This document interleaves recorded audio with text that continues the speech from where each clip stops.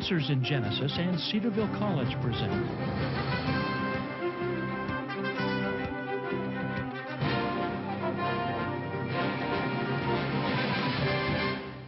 Answers with Ken Ham, a 12-part video series defending the Bible from the very first verse. Today's question, do animals evolve? And now, Ken Ham.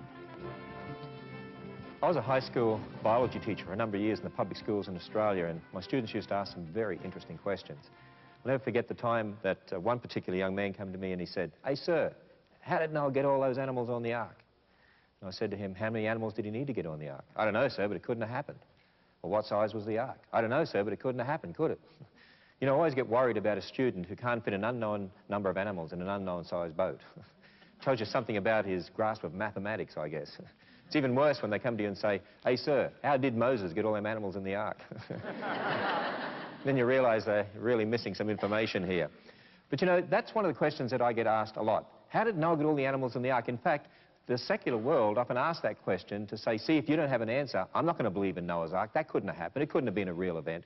We need to be able to give answers to those sort of questions.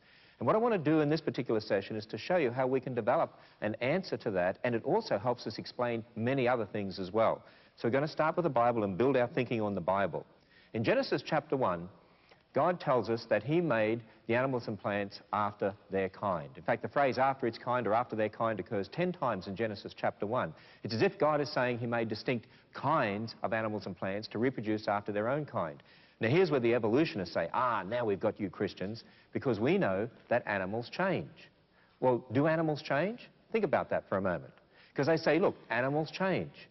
And yet the Bible's saying God made distinct kinds of animals and plants. Well, let's delve into this a bit more. When I visited the Natural History Museum in London, it's very interesting. You walk past in one particular room a bust of Darwin, and here is their room dedicated to Darwinian evolution. And as you walk in, on the left there's a sign, and it says this: before Charles Darwin, most people believed that God created all living things in exactly the form that we see them today. This is the basis of the doctrine of creation. Stop right there for a moment. That's not true. I don't believe God created things exactly as we see them today. Take a poodle. There wasn't a poodle in the Garden of Eden. I mean, a poodle is a degenerate mutant mutt, isn't it? I mean, it has all sorts of mistakes. God didn't make a poodle. A poodle's a result of the curse more than anything. And yet it's a dog, right? It's a descendant of the original dog. But you see, they're setting up a straw man here. They're trying to say, see, creationists believe God made the world just as we see it today. No, the world has changed. It's changed in many ways. Because of sin, because of the curse. It's changed because of the flood. It's interesting, on the other side, they had a sign that said this: Darwin's work supported the view that all living things have developed into the forms we see today by a process of gradual change over long periods of time. This is what is meant by evolution. Now, I want you to think about this. Change. Well, we ask the question, do dogs change? You know what the answer is? Yes, they do. They change into dogs, don't they? But there's all sorts of different varieties of dogs. In fact, we believe in those same sorts of changes that Darwin observed. As you walk into this Darwin exhibit, one of the first signs you see is this. It says, when weasels breed together, they produce more weasels like themselves. Marvelous statement. And I totally agree with that statement. Weasels produce weasels. But what they were showing you was this. Look at all the changes in weasels, and then changes in dogs, and then changes in certain finches, and so on. And they say, there it is. There's the evidence for evolution. Huh? Did I miss something? See, think about the dog kind. You say, well, wait a minute. We've got wolves and coyotes, dingoes, etc. You know, Great Dane, Little Chihuahua, poodles, which are really a lesser dog, but nonetheless, they're still a dog. By the way, what were they? Dogs. What are they? Dogs. What will they be? Dogs. Incidentally, is that evolution? The answer is no. That's just what? Dogs. But how do we get all those different varieties of dogs? Well, if God made distinct kinds of animals and plants, he made the dog kind. Let's say there were 2 dogs to start with. We don't know how many dogs there were to start with, but let's say God made 2 dogs, and they get married and have kids, and their kids get married and have kids, and their kids get married and have kids, and you end up with lots of dogs. People say, okay, I can understand that. You've got lots of dogs, okay? But how then do you get these different varieties of dogs, like wolves and coyotes, dingo, collie, poodle, and so on? Well, you know that life is built up on the basis of information, that molecule of heredity, DNA. And dogs have dog genes, if you like. And you get one set of genes from the male and one from the female, and then you get your offspring produced. Remember how we learn at school about genes, not the genes you wear, you know, the genes in your cells?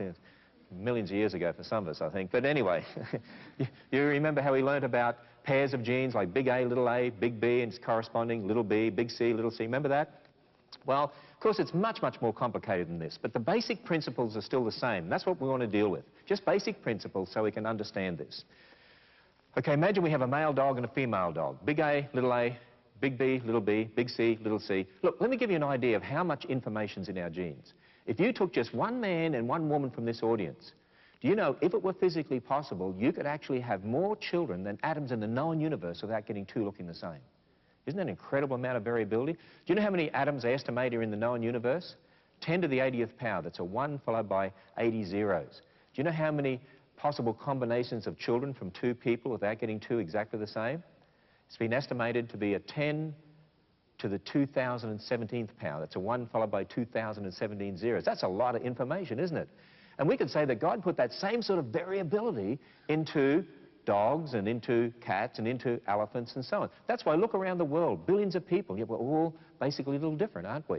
Think about it, and each one of you has a unique combination of information. You know, some of you have information for black hair, some for brown hair, some don't look like you got information for hair.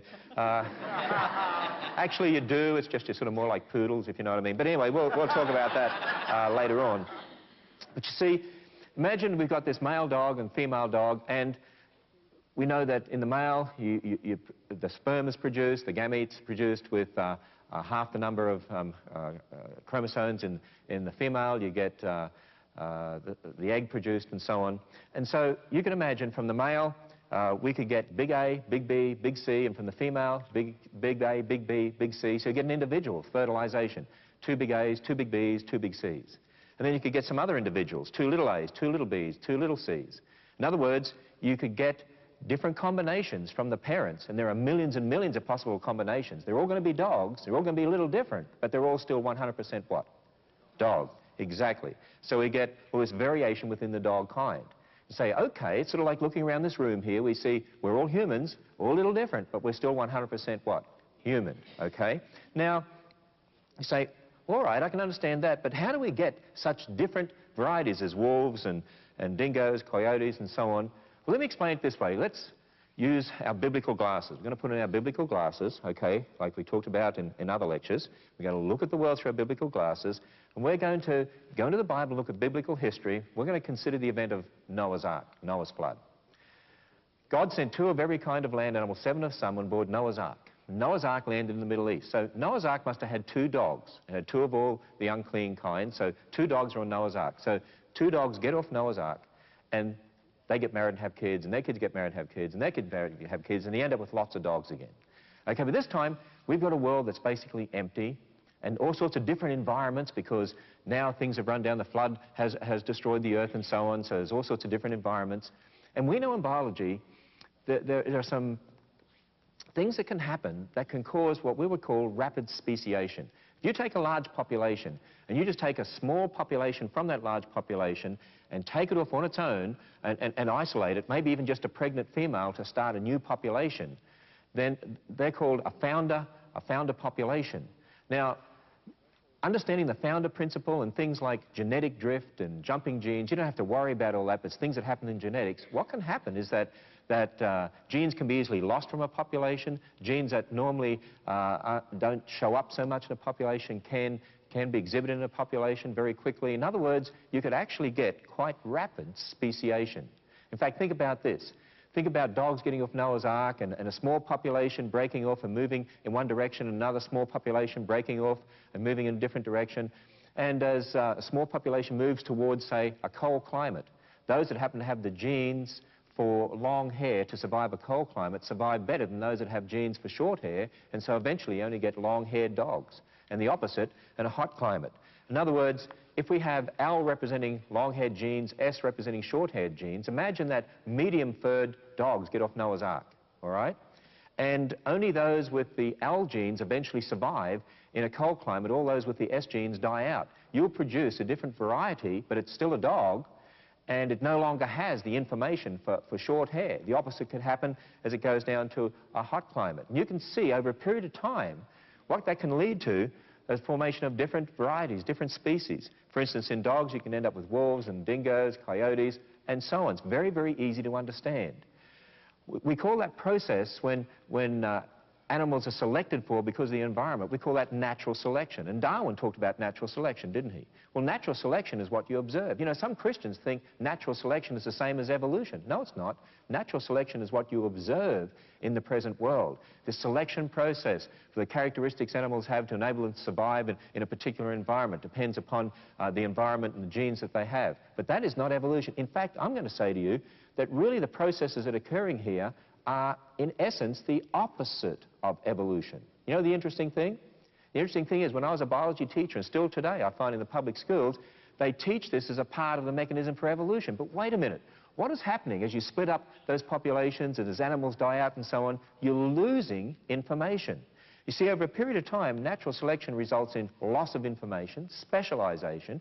You can even get to the stage where they can't interbreed anymore. And I've heard teachers say, see, that's evolution. If that's evolution, you're worse off because now you can't even regain the information that you had.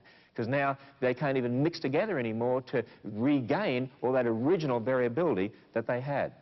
And see, the other thing to remember is, too, from our observations in the real world, Dr. Werner Gitt from Germany, in his book, In the Beginning Was Information, said this: there is no known law of nature, no known process, no known sequence of events which can cause information to originate by itself in matter. In other words, matter never gives rise to information. See, think about this. If you're going to change fish eventually into birds, okay, because evolutionists say fish into amphibians and reptiles, reptiles into birds and mammals and finally ape-like creatures and then finally man. Think about fish and then think about birds. Fish don't have feathers, right? Birds have feathers. When you consider that, you say, well, somewhere information for feathers had to come into existence. Where's information for feathers going to come from? Well, Dr. Werner Gitt says information never comes from matter by itself. Matter doesn't generate information. Information comes from information, ultimately from an intelligence. And so you see, right there, evolution has a major, major problem. But of course, you know what they teach in the public school textbooks? Mutations. Who's heard of mutations? You all heard of mutations? Yeah. Well, poodles are mutations. But mutations can be copying mistakes when reproduction occurs, copying mistakes in our DNA, the genes. It can be due to X-rays and things like that causing mistakes. Dr. Lee Spetner, a fellow from Johns Hopkins University, in his book Not by Chance, said this: all point mutations that have been studied on the molecular level turn out to reduce the genetic information and not to increase it. Then he goes on and says this: not even one mutation has been observed that adds a little information to the genome. Do you realize what this scientist is saying? In all of his observations, mutations result in loss of information. They reduce information. They do not cause a gain of new information. Now, for evolution to occur, you've got to have new information being added into the system. In other words, so far, everything we observe in real science in the present goes against the idea of molecules to man evolution. But you know what the teachers say or professors say? I've had students come to me and say this. They say, but wait a minute, Mr. Ham, our professor said there is an example of new information arising by itself. For instance, insects become resistant to poisons, and bacteria become resistant to antibiotics. Who's heard those particular examples? I'm sure many of us have. You know what? We need to have answers to those sorts of things. In fact, as we're teaching in our churches, you know, this is the sort of thing we need to be teaching in our churches at a level that students can understand. Because one of the sad things, often in our churches, we just teach the Bible and we don't connect the Bible to the real world. And so our children go out into the real world, and the real world says, we teach science, and that's got nothing to do with the Bible. And in our churches, we teach Bible and think that's got nothing to do with science. So the world has separated God from science, and we in our churches tend to separate science from God. We've got to be able to teach our children to show them that we can use the Bible to make sense of the world, connect the Bible to the real world, and we've got answers for these questions that people bring up. And so when we teach them that God made distinct kinds of animals and plants, we can talk about natural selection or we can talk about mutations, and then we need to give them answers to these sorts of accusations as well. You can't be right because bacteria become resistant to antibiotics, insects become resistant to poisons. Let me give you just a little insight here. With insects, back in 1978, Francisco Ayala wrote an article in Scientific American, and the situation, I believe, has not changed since then, talking about insect resistance. And what he's saying here is this: The genetic variants required for resistance to the most diverse kinds of pesticides were apparently present in every one of the populations exposed to these man-made compounds. In other words, insect resistance is an inherited resistance. It'd be like as if you were all mosquitoes in a swamp and we sprayed you with DDT. And some of you survived. Why? You happen to have the right variation of information in your genes to be resistant to that particular poison. The rest of you died out. And so now you have offspring, and they inherit that resistance from you. So it's not that they become resistant, you've just eliminated the non-resistant ones, right? That's not an example of evolution. In fact, again, you're losing information. You're losing genetic material from a population. What about bacteria? Well, the same sort of thing can happen with bacteria. For instance, there was a historic Franklin expedition, which occurred about 150 years ago, and people died in the Arctic, and they were frozen, actually, and when they recovered their bodies, many, many years later, over a century later, they were able to revive some bacteria from their bodies, and they found that they were already resistant to antibiotics that were invented long after the time they perished. Right? So they already had that inherited resistance. But sometimes it is true, antibiotics can become, bacteria can become resistant to antibiotics, a resistance they previously didn't have. But again, it's due to a loss of information. It's due to a problem.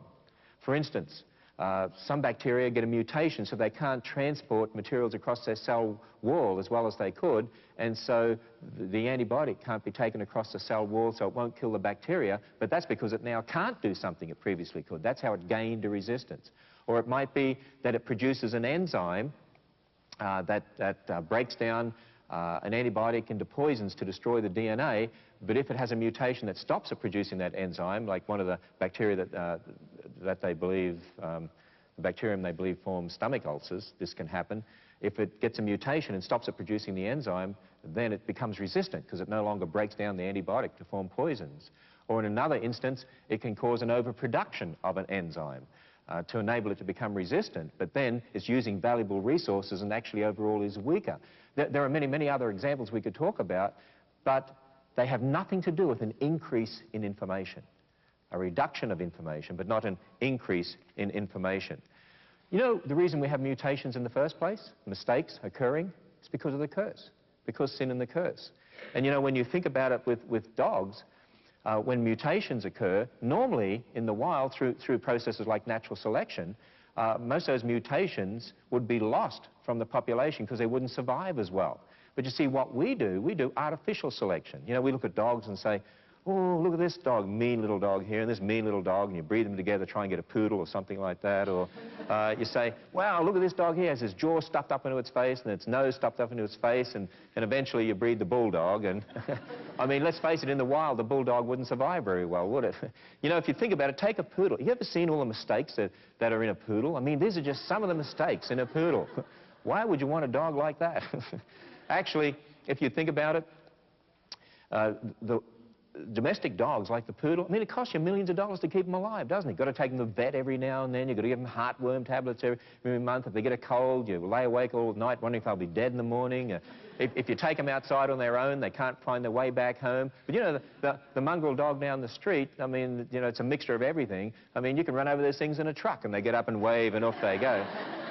You know, there's something dreadfully wrong with all those mutations in our domestic varieties. But see, we keep them alive. Normally they wouldn't stay alive out there in the wild. We deliberately keep them alive. And so through artificial selection, we're able to get our various domestic breeds, including poodles.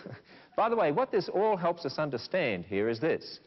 When you think about it, Noah didn't need to take on the ark dingoes and wolves and coyotes and Great Dane and little chihuahua. He just needed 2 dogs, didn't he? That's all he needed, 2 dogs. With cats, we're not sure how many cat kinds.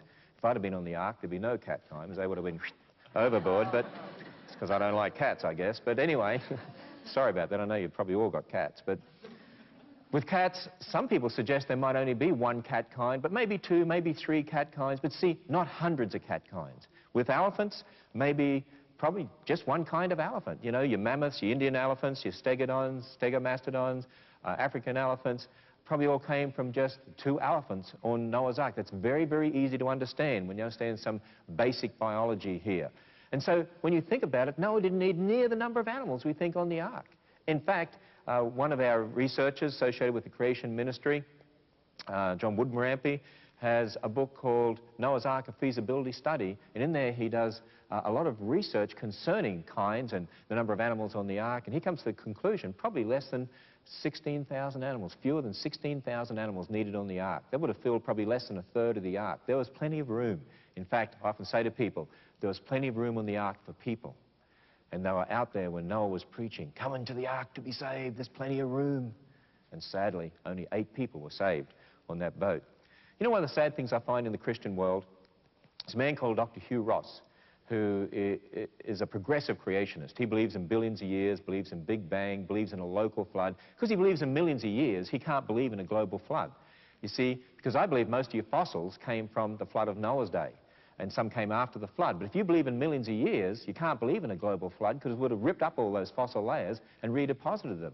So if you believe in millions of years, to be consistent, like Dr. Hugh Ross, you've got to believe in a local flood. Because he believes in a local flood, therefore, he can't have creationists like myself explaining all the species, varieties of animals over the earth from those that were on board Noah's Ark. And so he actually accuses us in his books of believing in evolution because we believe in speciation.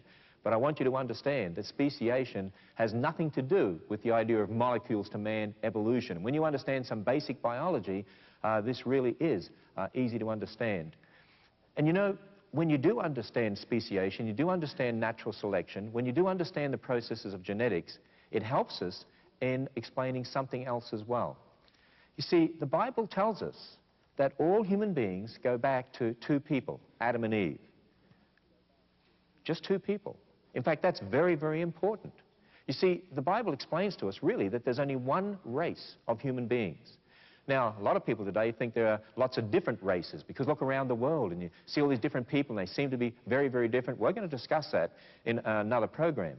But I've had people say to me, now wait a minute, aren't there different races of people? I mean, how do the different races of people come about if you only go back to one man and one woman?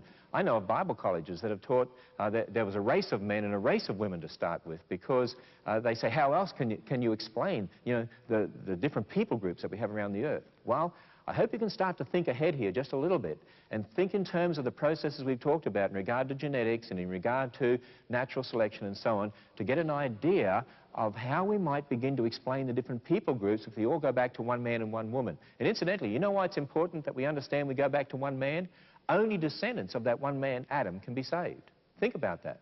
Only descendants of Adam can be saved, because Jesus Christ became a descendant of Adam. He's called the last Adam. He died for the descendants of Adam. He became one of us, of our blood. So it's only descendants of Adam can be saved. So therefore, it's important to explain that we all go back to Adam and Eve. Now, just to give you a little way of thinking here, to jump ahead, how do we form our different varieties of dogs? Well, you take a population, you have to split them up, to get different combinations of information in separate groups. Now, can you think of any way that the humankind, the human race, might have been split up so that you could get different combinations of information in separate groups, and yet we're all still the one race, we're all still the one kind? Does anyone have an idea? The Tower of Babel. Exactly. Now, start to think that through, and we'll do that in more detail in a future program. You know, it's very, very important to understand these things, because, you see, when we start with the Bible and put on our biblical glasses, and we start with the Bible as a history book, because that's what I call the Bible, the history book of the universe.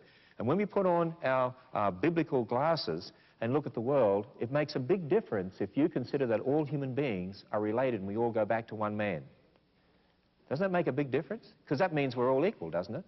But you see, if you believe in the evolutionary view, and you believe that one kind of animal changed into another, ape-like creatures turned into people, and therefore some humans were closer to apes than others, you could understand how people might look down on some particular people groups because they were considered, well, they're closer to the apes than others, and you could understand how racist attitudes could develop. And you know, that's exactly what's happened in our world. We're going to talk about that too.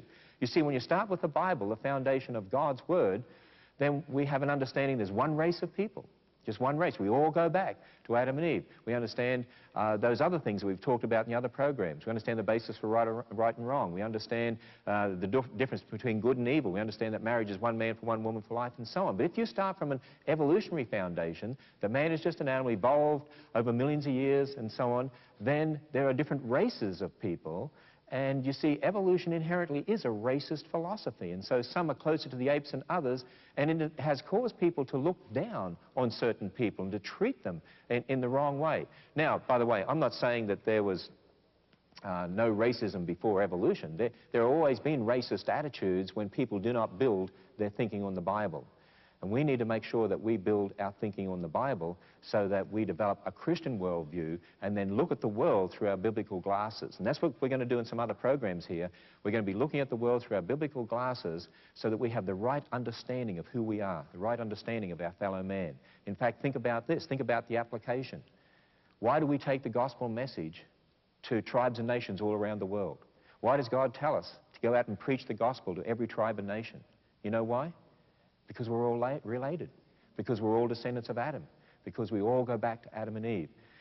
But what we need to do is to explain, well, how come you've got people who are Chinese and people with black skin and people with middle brown skin and people with light skin and how come you've got people who've got almond eye shape and so on? How to explain that? It's very, very simple, and we're going to do that in a future program. I'd really recommend to you a couple of books to understand this whole issue of natural selection. I'd recommend a book by Dr. Carl Whelan called Stones and Bones, where he looks at this in a little bit more detail, and you can read this over to help us understand speciation and help us understand some basic genetics. Very, very important for us to do so we can give reasons to people, answers for what we believe. And another book, Dr. Gary Parker's book, Creation, The Facts of Life.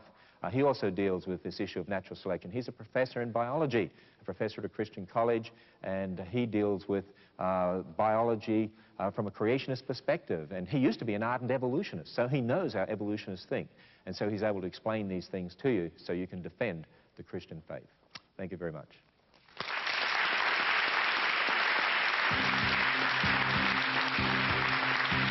For more information on Answers in Genesis, call toll-free 1-800-350-3232 or visit our website, answersingenesis.org. This video series was produced on the campus of Cedarville College, a creationist Baptist college of arts, sciences, and professional programs. For more information, call toll-free 1-800-CEDARVILLE or visit the college website, cedarville.edu.